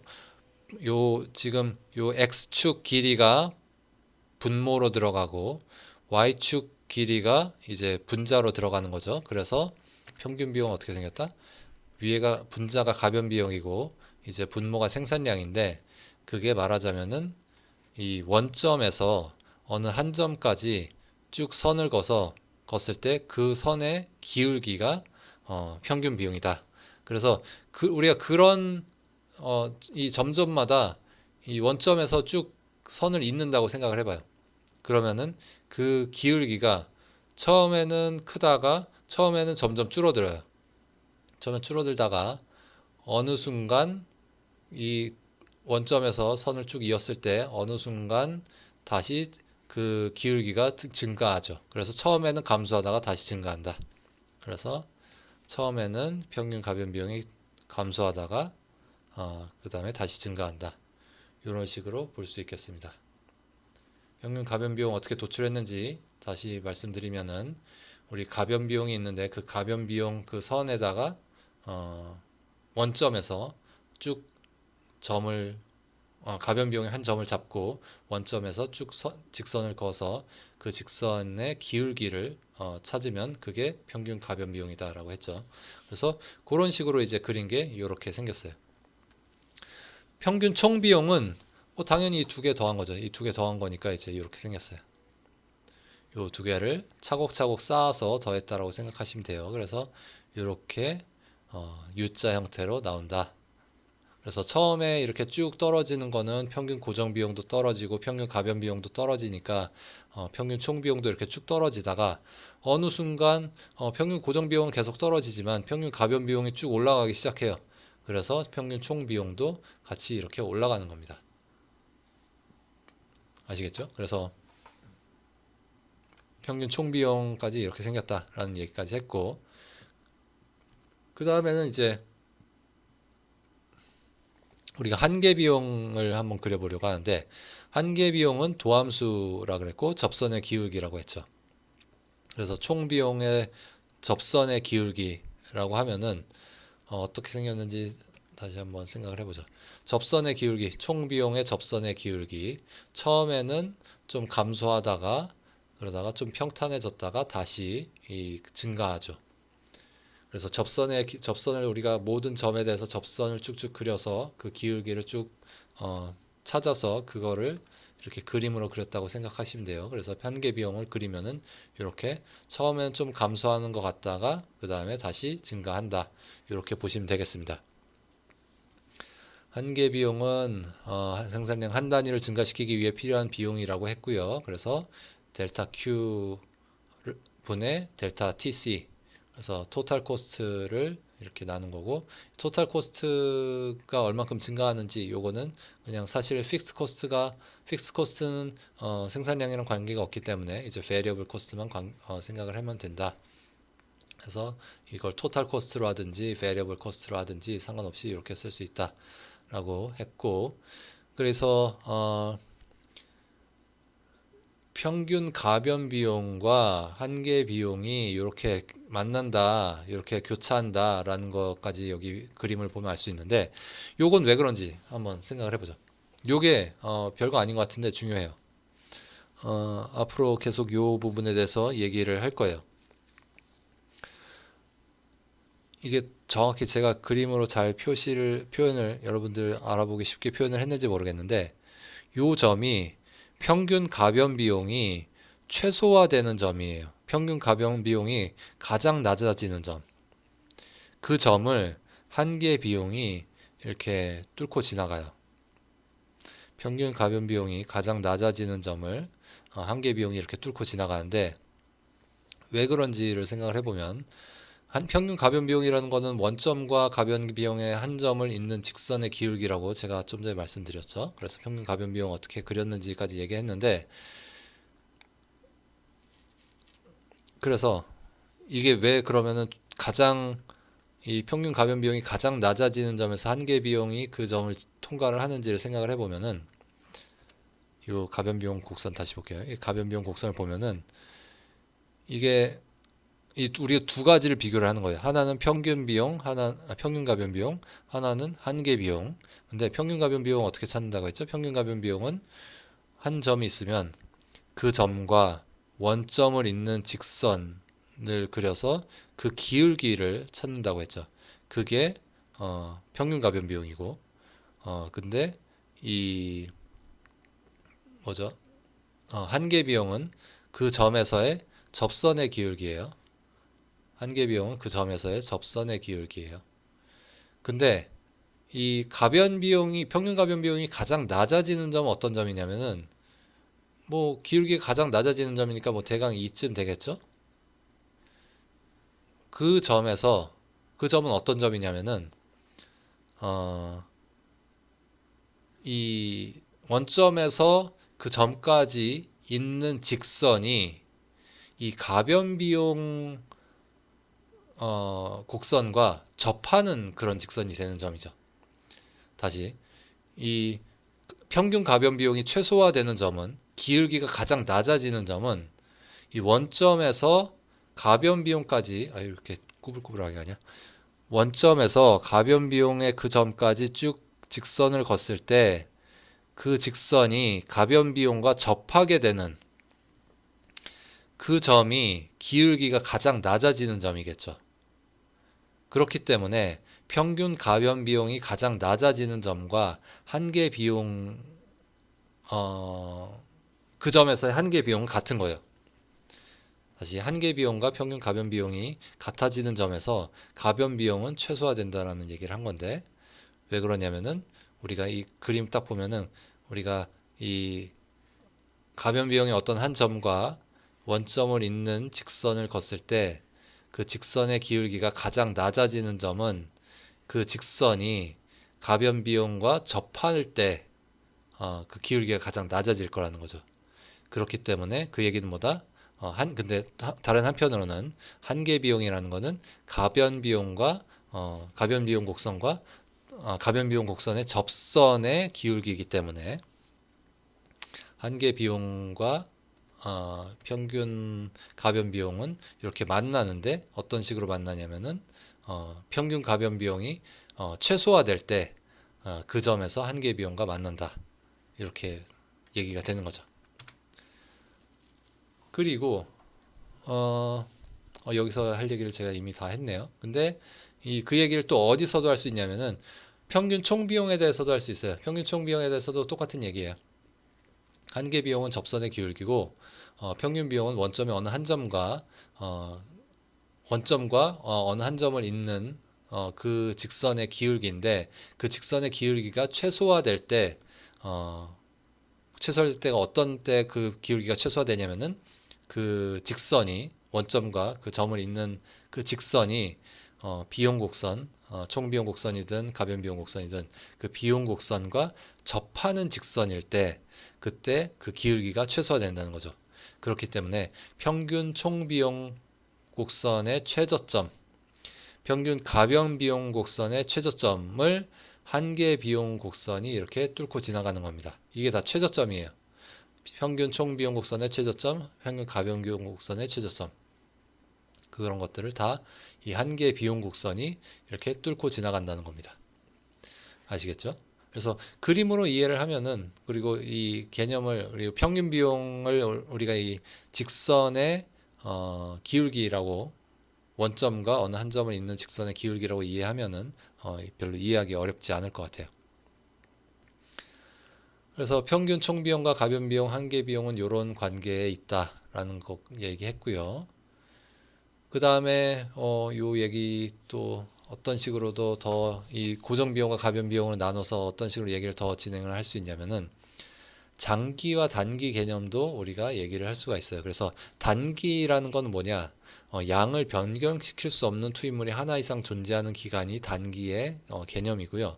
그리고 장기는 모든 투입물을 충분히 조정할 수 있기 위해 필요한 시간입니다. 그래서 단기에는 여기 또 오타가 있네요. 단기에는 고정 투입물, 뭐 자본 같은 것들 양을 변경을 할 수 없다라고 하고요. 그 다음에 여긴 오타인데 장기예요. 장기에는 모든 투입물이 가변적이다. 그렇게 볼 수 있겠습니다. 다시 한번 주의하자면 자본 중에 고정 비용도 있고 가변 비용도 있고요. 노동 중에도 고정 비용, 가변 비용이 있습니다. 그 다음에 이제 장기 평균 비용, 단기 평균 비용 막 이런 개념들까지 나와요. 그래서 이 문제가 점점 이렇게 더 복잡해지죠. 자, 이게 왜 중요한지는 이런 장기 단기 개념은 왜 중요한지는 이 생산자의 의사결정에 그런 문제가 있기 때문이에요.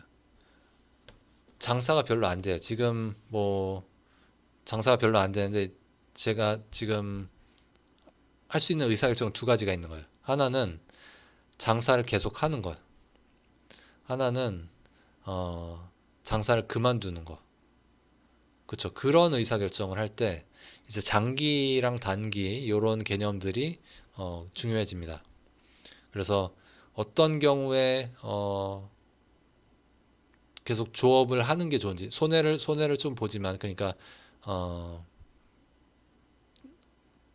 총 비용으로 보면은 손해를 보지만 그럼에도 불구하고 조업을 계속하고 장사를 계속하는 게 좋은지 그런 상황도 있고 어떤 상황에서는 아예 그냥 시장에서 나가버리는 이 사업 접고 나가버리는 게 좋은지 그런 의사결정을 우리가 고려를 하려고 하는데 그런 의사결정에 필요한 개념들이에요. 이 장기, 단기 이런 개념들이 그러니까 계속 시장에 남아 있을지 아니면 시장 자체를 나갈지 이런 의사결정을 할 때 중요한 개념이고 또한 뭐 우리가 기술 발전 같은 걸 이해하려고 할 때도 좀 중요한 개념이기도 해요.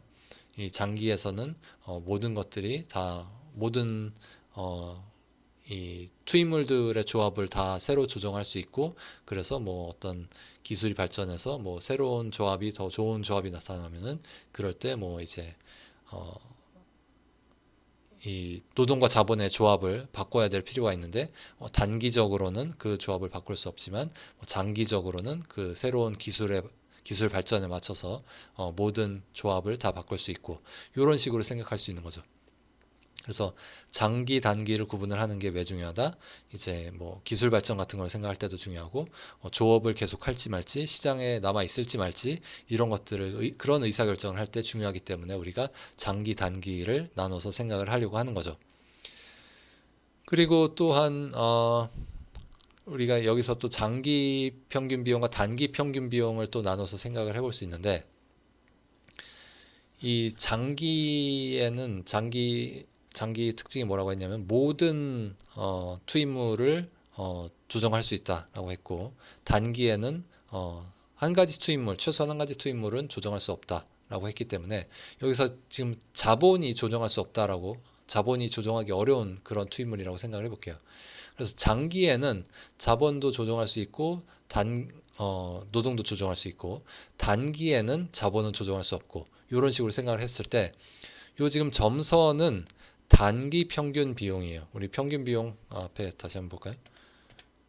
우리가 평균 비용 이런 식으로 평균 가변 비용, 뭐 평균 총 비용, 에서 얘기하는 거는 평균 총 비용이긴 하지만, 이 평균 비용 이렇게 U-shape인 걸로, U자 형태로 생긴 걸로 우리가 이렇게 그렸는데, 요거를 장기 단기로 나눠서 그릴 때도 이렇게 U-shape로 됐다라고 해보죠. 그랬을 때 요 제일 왼쪽에 있는 점선은 자본이 적을 때 단기 평균 비용이에요.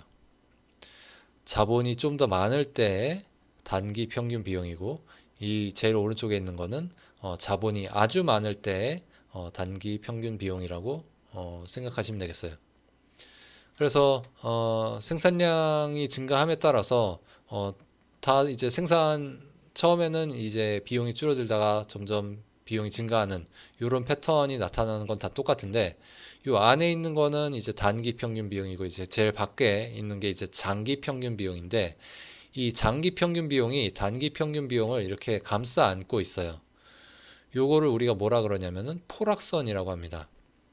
envelope이라고 하는데, 이제 이거를 감싸 안는다고, 이제 봉투라고, envelope 봉투잖아요. 이 봉투처럼 이거를 감싸 안는다고 해서 포락선이라고 하는데, 요 장기 평균 비용 곡선과 단기 평균 비용 곡선의 관계에 대해서는 우리가 수학적인 이 관계를 우리가 수학적인 어떤 정리로 표현할 수 있는데, 그 수학적인 정리를 포락선 정리, envelope theorem이라고 합니다.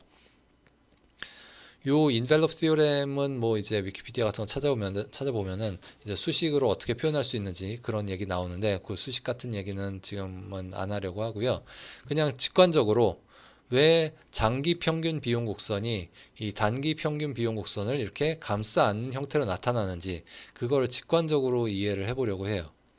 이 두 가지 요구 사항이 있어요. 두 가지를 우리가 꼭 장기 평균 비용 곡선과 단기 평균 비용 곡선의 관계에서 우리가 두 가지를 확실히 알고 있는데, 이 두 가지가 동시에 성립하기 위해서는 이렇게 장기 평균 비용 곡선이 단기 평균 비용 곡선을 감싸 안는 형태로 나타날 수밖에 없어요.